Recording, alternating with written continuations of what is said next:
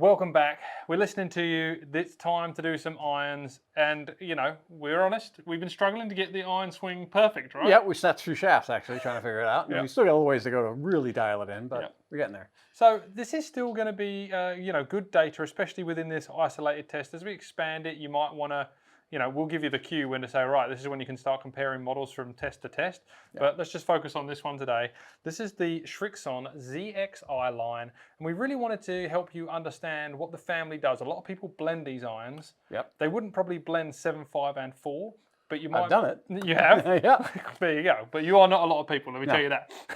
You might blend 7 and 5. You might blend 5 and 4. We're going to tell the whole story for you here.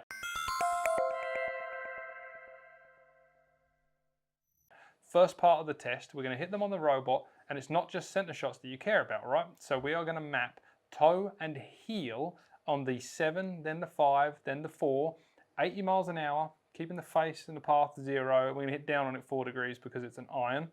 Then we are going to move to the test that we've done back of house, which is multiple shots where we have hit the center. So first of all, miss hits, then we're going to go to the center, show you all the graphs, all the data you want. You're going to find out everything you need to know about the Srickson ZXi family line right now. First things first. Yep. ZXi7's in the robot. We're going to hit it out of the toe to start with. And it's interesting. We'd maybe like to hit more off the heel and toe, but with iron heel to toe length changes so much. You get to an inch and you hit hosel rockets, or well, originally we started at 3/4 inch, right? When we were doing the original testing, and the blade hit the hosel, so that was no good. Okay, so let's see what we got here. Face hung a little bit open, and that does happen. Let's just talk about that real quick. As the ball impacts the toe, it kind of just going to twist the club a little, but 0.4 degree, not bad. So let's talk about that. We've got 5,000 RPMs. We've got 19 degrees of launch, 18.9, 154.5 yards carry. Let's nudge that an inch in the opposite direction to be half an inch in the heel. The 7's in there, Mark, and I guess this is going to look at forgiveness in the most raw, crude form. Right. We are going to get into what forgiveness is because we think we're getting closer to answering that question. But let's talk about one parameter. So just the heel and toe. Well, the sole. The sole. Oh, okay. Well, sole in this club is really what made it, right? I mean, you know, this has been a really popular club for the last 3 generations, almost 10 years. And for no apparent reason, when you just look at, the 7, for instance, it's a forged cavity back. There's lots of forged cavity backs. They're all very similar. In theory, from a scientific standpoint, there really shouldn't be a lot of difference. Some have a little more weight towards perimeter or less.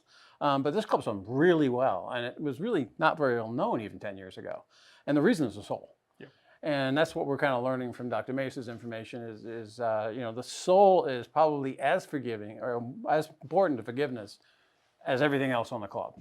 Because that's what kind of stops it from digging or whatever, but it definitely makes a big difference. And this one's very different. So the idea of the sole is it's actually a really narrow sole effectively, right? It's only the front leading edge. And it's actually got like 13 degrees of bounce. So basically what this is a really high bounce, narrow sole.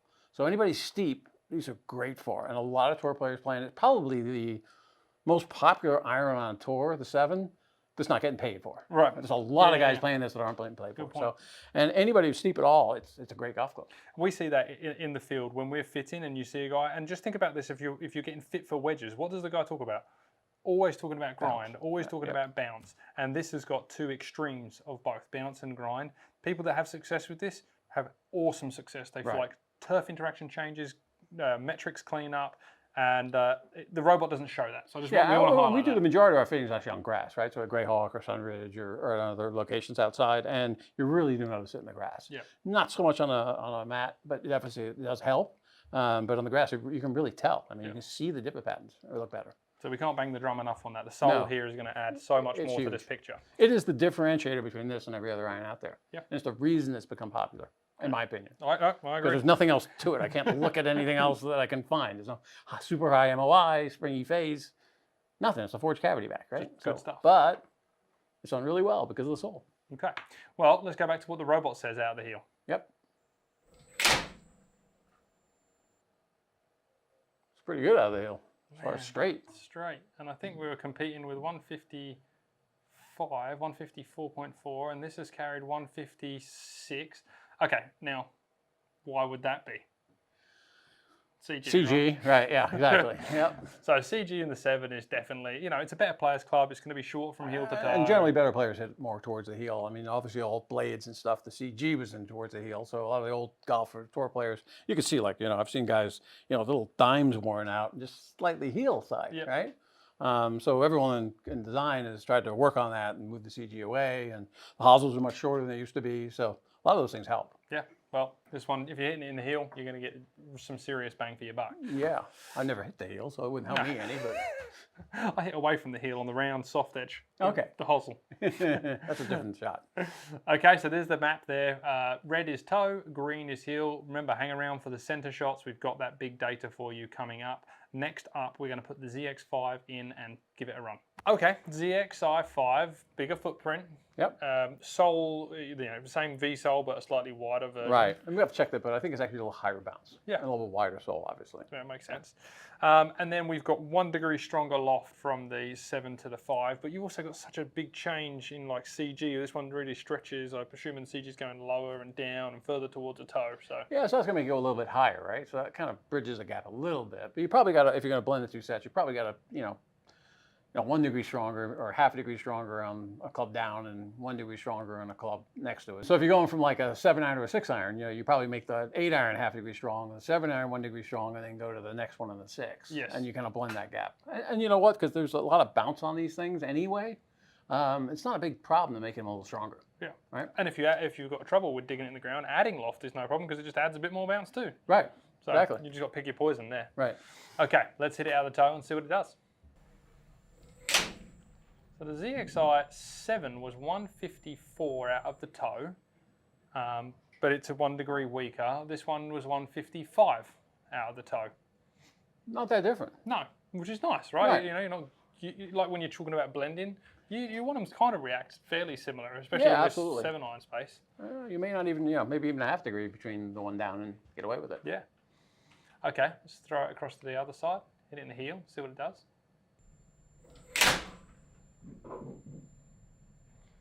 All right.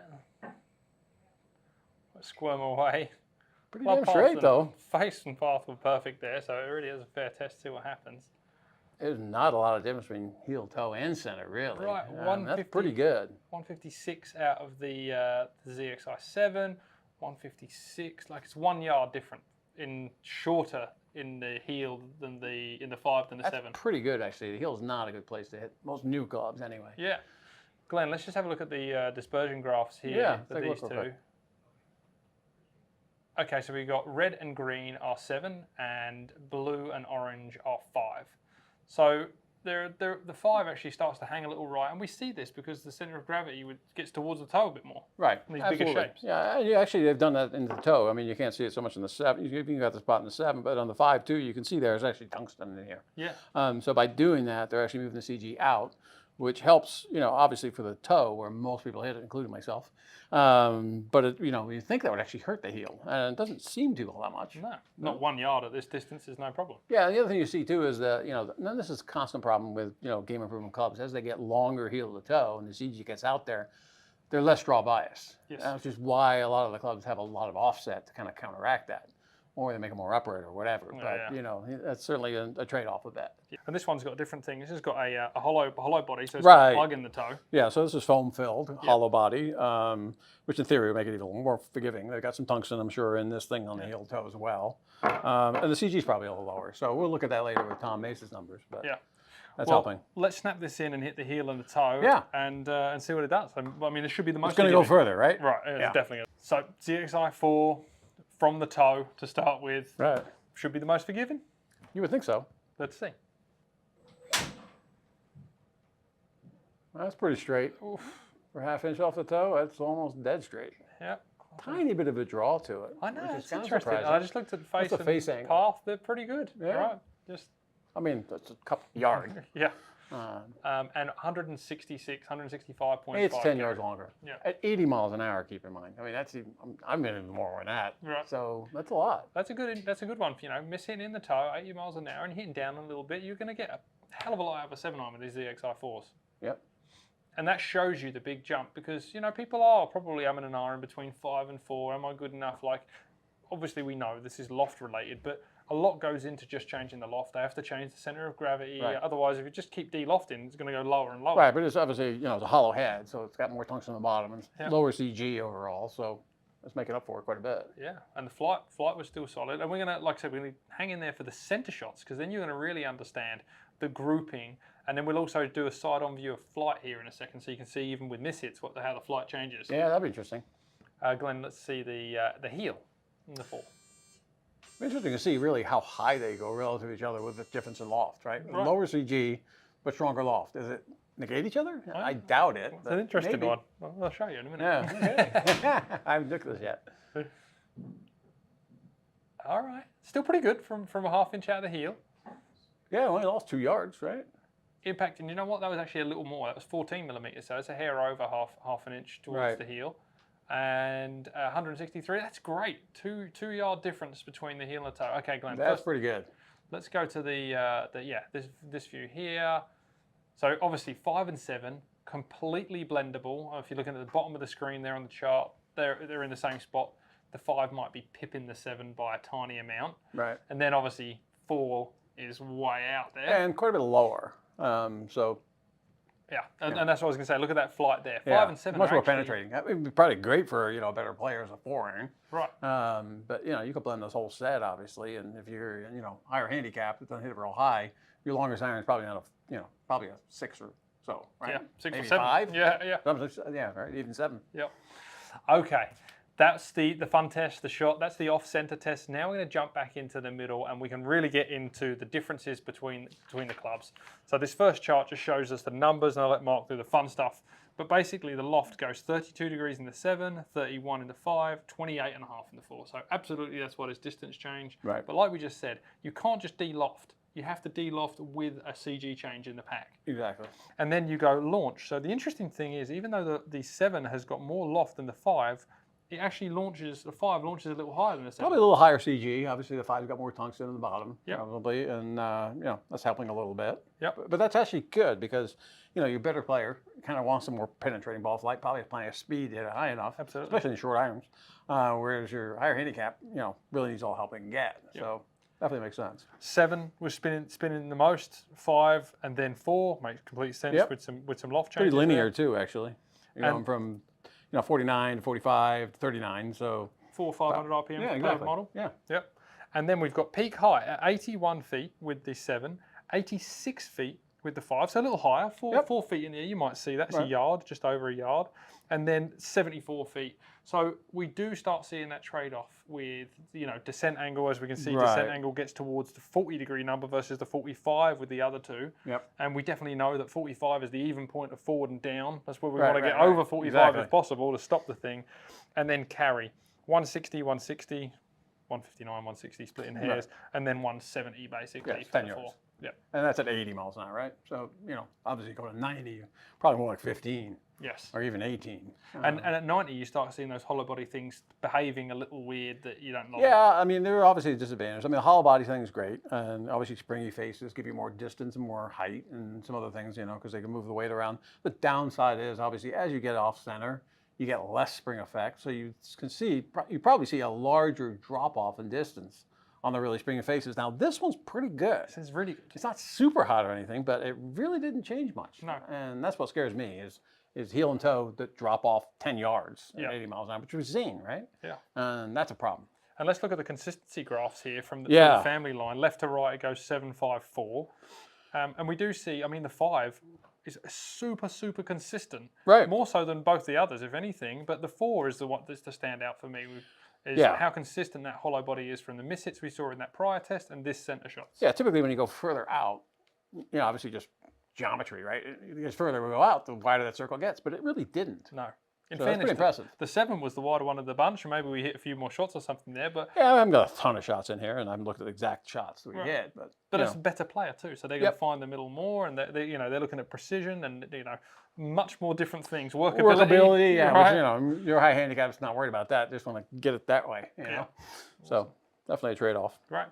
We hope this was a deep dive into the ZXi family. We want you to purchase the right clubs. When you head into a worldwide golf retail location, you're picking the right one off the shelf, you're blending at the right point. Have a great conversation with your fitter about where your blend point might be, or if you're just going to go all in on the 7s or all in on the 4s.